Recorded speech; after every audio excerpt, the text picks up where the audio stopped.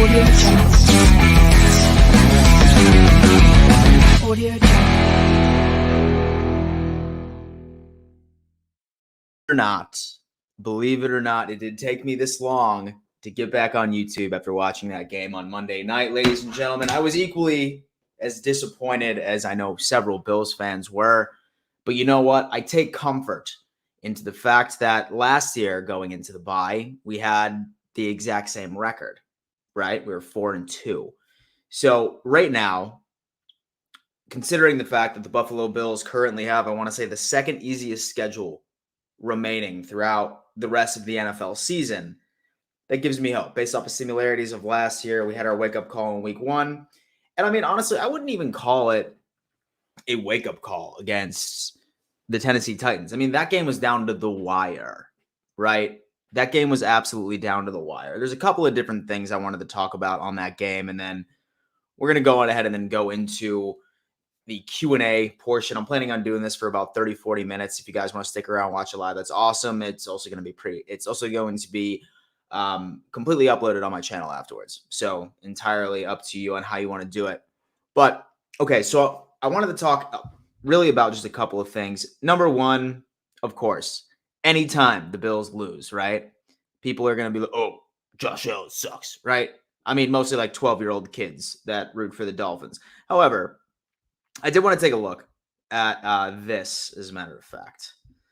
This is going to be one of our Chrome tabs, and then we are looking at Josh Allen's stats. Okay, so I'm going to share the screen with you guys right now. As you can see, right?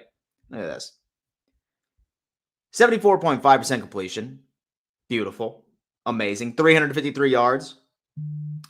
Second best of the season so far. 3 touchdowns, 1 interception. 107.8. Now, listen.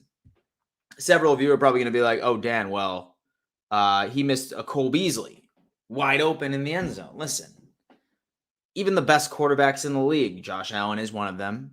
I would say top 3 at this point. I still sincerely believe that. We're going to miss reads every now and again, man. It's just how it is. I mean, we are in packed stadiums. Do you have any idea how loud 67, 70,000 people are? It's a lot. I mean, y'all have been to, Bills games. You know what it is, being able to concentrate in situations like that. Did I say that I was thrilled with his decision? No. I mean, I think that he probably should have not really just went on ahead and just focused on.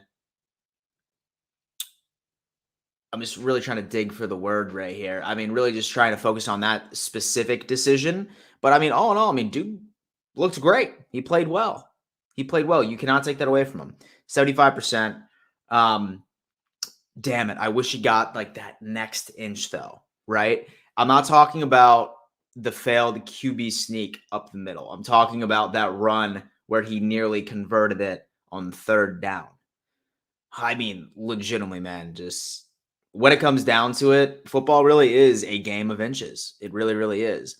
And next thing that a lot of people probably want to talk about is just the play call, right?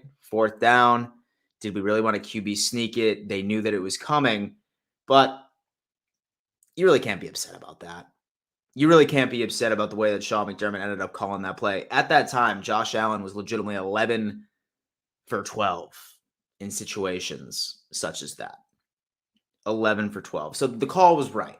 And then I think Mario from #sports, or maybe it was Paul, said, you live by the sword, you die by the sword.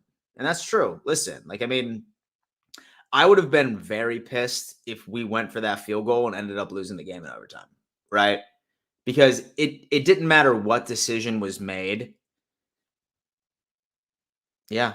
So, I mean, I'm not mad about the call. It was just an unfortunate ending of the game. And the refs were completely screwing us, right? I mean, I hate to be that fan that comes up and like, oh, man, the fucking refs, dude. That's why the Bills lost. No, it's because the Titans outplayed us, right? I mean, there was definitely some bad calls out there. Particularly, I think you guys will definitely go on ahead and appreciate what I'm about to show you right here, okay? Y'all remember that run from Derrick Henry, that 70-yarder? Oh, this. What do you see right there? Huh? There's Henry. There's Jordan Poyer. What is that? And so I feel like I'm talking to a toddler right now. What is that? Am I right or am I wrong? Clear hold. Clear hold. The game would have been entirely different. I mean, for all we know, that would have got called back and then they somehow would have converted it and we would have been in the exact same situation. But that is just big time right there, y'all. That's big time. That's just, I mean, it really is what it is. But like I said, I'm not upset about it. I mean, I was pretty upset for the past 2 days. I'm not going to lie to you. I mean, I wouldn't say upset, but I mean, I was still angry enough where I was just like, yo, I'm not coming online. I'm not talking. Like, I'm not trying to read the negative feedback. Like I didn't even pay attention to Bills news for like 2 days. Like I was so angry. I just didn't want to see people trashing my team. You know what I'm saying? And this is rare for me. Like I typically do that, but dude, I had to. I had to. I'm really not sure if any of you guys would have been able to uh sort of make a disagreement with me right over there. But I mean, it was very rough to say. Our run defense did not look good, but then again, at the same time, I also have to try to convince myself that Derrick Henry is like basically leading the MVP conversation, and he's set to break ridiculous records. He's the best running back in the league. And I mean, I'm sure that he's going to be putting up numbers against, maybe even run defenses that are better than ours at this point. I mean, he's just a specimen, man. It didn't help that Julio Jones and AJ Brown were back either, right? Like both of them couldn't stay healthy. But they decided to go ahead and go out in the field. And I'm pretty sure that Julio's hurt again. Like he re-aggravated the injury that caused him to miss that game prior to the Bills as well, which is pretty insane. John D comes in and says something very interesting. Rare bragging rights for the Jets, who somehow beat the Titans. Yeah, dude, honestly, you got to give credit where credit's due. I have a couple of Jets buddies, my buddy Richie, who I do the AFC East roundtable with, and then my other buddy Brian, who's like a diehard Jets fan. Both of them sent me a meme saying, oh, the Jets beat the Titans, the Bills lost to the Titans. That means the Jets are a better team. Definitely wouldn't jump to that conclusion by itself. I think it helped the Jets that AJ Brown and Julio Jones were gone. That without a doubt helped. But at the end of the day, you got to give credit where credit is due. I'm not going to sit here and say, oh, yeah, y'all got a lucky win, because it is the NFL and it is every other Sunday. Dan P comes in and says Chiefs will beat them this week. Dan P, that's going to be a game I'm going to watch. And so to be honest with you, I'm probably going to stream that game on Sunday at 1. I'm probably going to stream it. And because I feel like that some Bills fans would be interested just to see the Titans lose. That's always satisfying when like the team that beat you like the week before gets like their asses handed to them. I always like that. Ryan St. Dennis. No, dude, we couldn't do it this week. Several of us couldn't make it. So I know that Tyson's out of town. I know Richie had something going on. He couldn't do it. But next week we will be back. We will be back in action, baby. Sorry for the mess. And so I feel like we got to get like our own Twitter account or something like that. And so I feel like we need to get our own Twitter account and be able to engage you guys a bit better rather than just operating off of, yeah. And so if not, I mean, honestly, like really like whenever it comes down into like announcements is what it comes down into announcements of my content, also the AFC's roundtable or like other like things that I think you guys would be interested in watching. I make all of those announcements on Twitter. That's the best thing. If you want to know the AFC's roundtable, if you want to know when I'm posting videos, what I'm going to talk about, Twitter is going to be there. That's where all of the channel announcements are.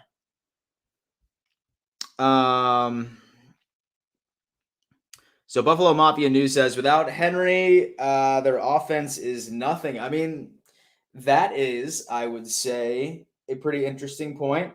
I mean, I think the team without Henry probably would have been able to salvage, but I mean, Derrick Henry by himself at least gets them, 4 to 5 more wins than what they would get without him, right? I mean, he's next level.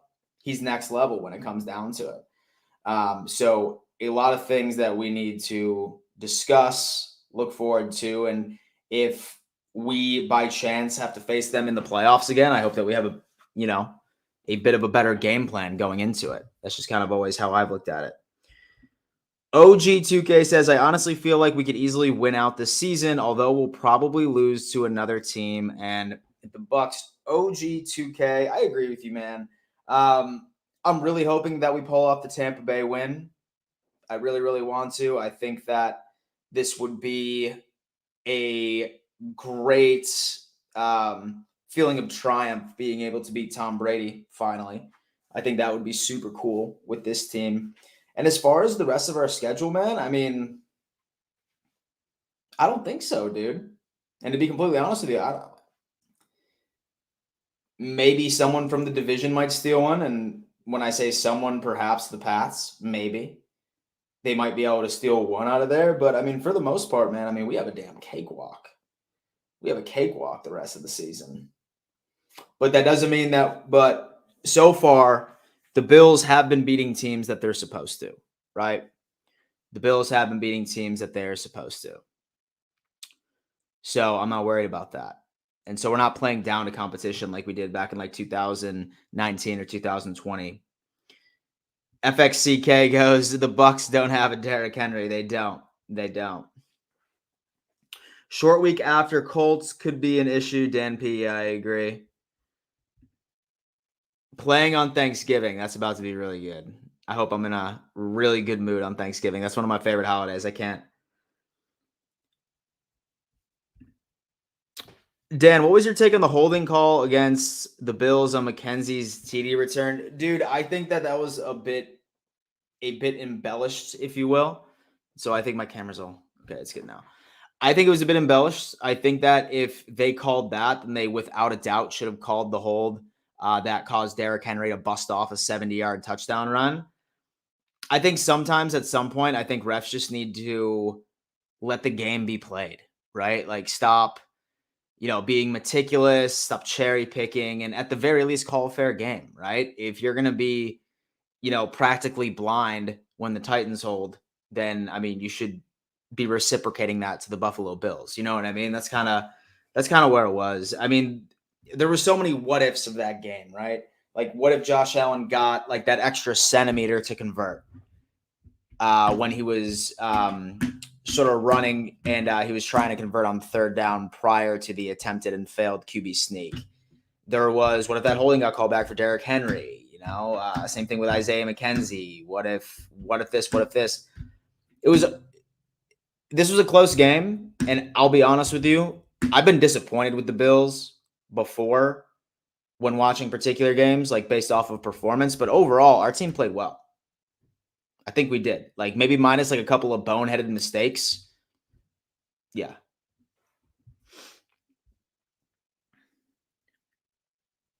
Warrior comes back. He goes, yo, Dan, I'm back again, hoping to watch all your live streams. Hey, man. Glad to see you're back, my friend. Always a good thing.